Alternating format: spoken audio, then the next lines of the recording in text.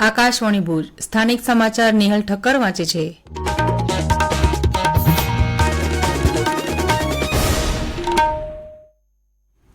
નમસ્કાર। કેન્દ્ર સરકાર દ્વારા સંશોધિત વ્યાજ સહાયતા યોજનાને ચાલુ રાખવાના નિર્ણયને ધ્યાનમાં રાખીને ભારતીય રિઝર્વ બેંક આરબીઆઈએ બેંકોને પાક લોન, પશુપાલન, ડેરી, મત્સ્ય ઉછેર, મધમાખી ઉછેર સહિતની સંબંધિત પ્રવૃત્તિઓ માટે ઓછા વ્યાજ દરે ટૂંકા ગાળાની લોન આપવા જણાવ્યું છે। ખેડૂતોને 7% વ્યાજ દરે 3 લાખ રૂપિયાની મર્યાદિત રકમ આપવામાં આવશે। આરબીઆઈએ એક જાહેરનામામાં જણાવ્યું છે કે ધિરાણ આપતી સંસ્થાઓને વર્ષ 2024-25 માટે વ્યાજમાં 1.5%ની છૂટ મળશે। જે ખેડૂતો તેમની લોન સમયસર ચૂકવશે તેમને વ્યાજમાં 3% વધારાની છૂટ આપવામાં આવશે। આરબીઆઈએ વધુમાં ઉમેર્યું કે ટૂંકા ગાળાની લોન લેવા માટે આધાર નંબર લિંક કરવું ફરજિયાત રહેશે। દેશવ્યાપી એક પેડ માં કે નામ અભિયાન અંતર્ગત રાજ્યમાં અત્યાર સુધી 7 કરોડ 15 લાખથી વધુ છોડનું વાવેતર થતા ગુજરાત દેશભરમાં બીજા ક્રમે રહ્યું છે।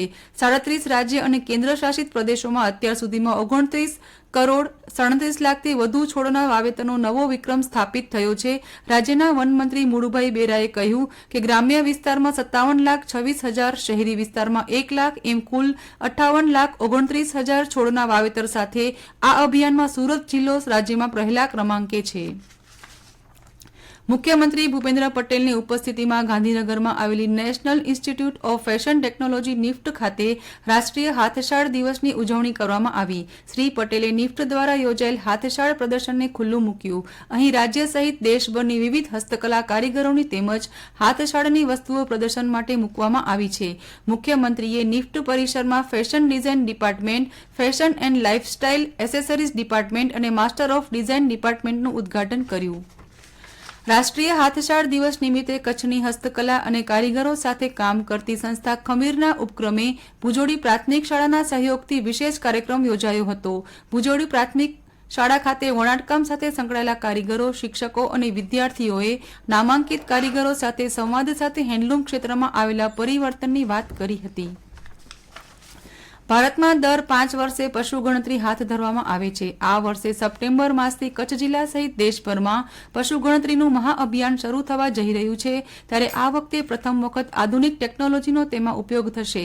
આ વર્ષે પણ પશુ ગણતરીનો ડેટા ગણતરીદારો એક ખાસ મોબાઈલ એપ્લિકેશન દ્વારા એકત્રિત કરશે। જિલ્લા નાયબ પશુપાલન નિયામક ડોક્ટર રાજેશ પટેલે વિગતો આપતા જણાવ્યું કે કચ્છ જિલ્લાના 10 તાલુકાઓમાં 126 ગણતરીદારો દ્વારા ડોર ટુ ડોર પશુઓની માહિતી એકત્રિત કરવામાં આવશે। આ અભિયાન અંતર્ગત ગાય, ભેંસ, ઘેટા, બકરા, ઘોડા, ઊંટ, ગધેડા, શ્વાન વગેરે પશુઓને આવરી લેવામાં આવશે। જિલ્લાના 126 ગણતરીદારો એકત્રિત કરેલા ડેટા 28 નિયુક્ત સુપરવાઇઝરોને સુપરત કરશે। ગણતરીદારો ખાસ મોબાઈલ એપ્લિકેશનના માધ્યમથી પશુઓની જાતિ, સંખ્યા, નસલ સહિતની માહિતી એકત્રિત કરશે। પાલતુ પશુ ઉપરાંત રખડતા પશુઓની પણ ગણતરી કરવામાં આવશે।